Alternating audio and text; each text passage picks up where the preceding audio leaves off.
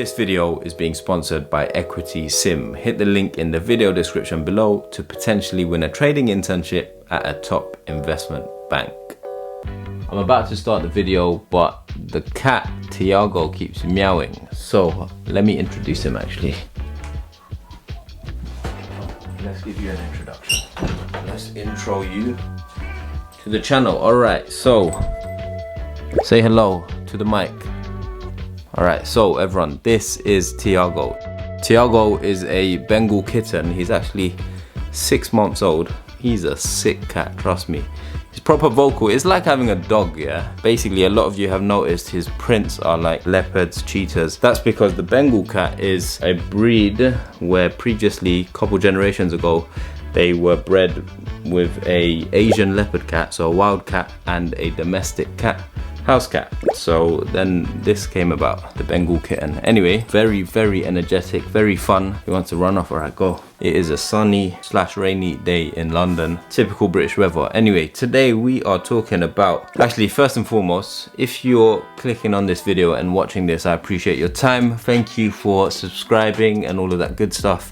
Without you, there really is no channel. I don't say it enough, so I thought let me just say it now. Today we're talking about questions that you should ask yourself on your internship, at the end of your internship, that are important that, you know, not many people think about. So I've got 6 questions, timestamps below. These questions are important because it will give you more clarity on whether you should take an offer, or if you should stick with an internship and go for the grad scheme if you get that offer, or if you should consider other options at the end of your internship. Without any further ado, let's get straight into it. Shut up, fam.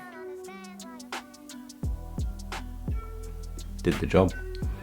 No, it didn't. All right, question number 1. First and foremost, you need to ask yourself, am I making the most of this experience? You know, when you work for an organization such as a big 4 consulting firm or a management consultant or a top investment bank, you're going to be given an ID card, a pass that gives you access to this organization for 10 weeks. You get unrivaled access that people only dream about. So you need to ask yourself, am I making the most of this internship? Am I leaving too early? Am I leaving too late? Am I making the most by meeting lots of people from different business units, different divisions, different areas? Am I networking with my peers, other interns on different internships within the same organization? All these things are very important because at the end of the 10 weeks, you don't want to look back and be like, oh man, I should have done more of this, or oh crap, I wish I did more of this. And so it's always good to ask yourself, am I making the most of this experience? If I am, great. If I'm not, what can I do to make the most of this experience? A good way to look at it is to put yourself in your future self's shoes, looking back and asking yourself, what would I have done differently to make the most out of my internship? And then you will get the answers obviously and try and implement those from the next day. So from now, ASAP. So every Monday or every Sunday night, ask yourself, are you making the most of your current internship? All right, question number 2. You need to ask yourself, are you learning new things? You don't want to be at an internship where you're not learning much. You don't want to work for a company where the work is too easy, because what happens when that's the case is your learning curve flatlines. So you're not learning, you're not being challenged. And when you're not being challenged at work, you get bored easily. When you get bored easily, you're not as productive, you're not as motivated. When you're not as productive or motivated, you just start getting lazy, you don't want to turn up to work, and then shit goes downhill, right? And that's not your fault. You just need to be stimulated in a more challenging working environment. So you need to find work that is suited to your interests and keeps things interesting. So you need to ask yourself, are you learning new things? If you know everything on your internship, it's going to be boring. However, if you're doing an internship and every single day or every single week you're learning something new, it's going to keep things interesting. It's going to mean going into work provides a new challenge every single day, and so that keeps things interesting. And that's why many people stay in careers for decades, because they're constantly learning new things, because every day is different. The minute that learning curve begins to flatten, that's the time when you need to tell yourself, it's time for a change, it's time for a new challenge, it's time for me to explore different options and opportunities. So keep that in mind. Are you learning something new? Before we carry on, it's time to introduce today's video sponsor, Equity Sim. The founder of Equity Sim is actually a good friend of mine, and what the platform allows you to do is essentially trade with $0. And if your trades perform well, you can secure a trading internship with Credit Suisse. Equity Sim's trading platform allows you to test your investment strategies without risking any real money. They partner with employers like Credit Suisse to hire those with the best trade ideas and investment performance. Best of all, since you're not trading with real money, you literally have nothing to lose. Here's what placing a trade looks like. It's pretty straightforward and self-explanatory. You can select stocks based on a number of filters including industry, country or region, market cap, and many more company-specific filters. Once you've selected your filtering options, you can then select a company from all of the available options below. See its historical performance, insert the number of shares you'd like to purchase, and then hit buy. You can then give your rationale for your trade, and then you'll see it appear in your portfolio. Equity Sim gives you access to your portfolio, recent activity, previous trades, and a global leaderboard for you to compete with. It goes without saying, if you're curious or interested in a career in trading or investing, then you should definitely explore the platform and see what Equity Sim have to offer you. To sign up and for more details, hit the link in the video description below. And with that, let's get back to the video.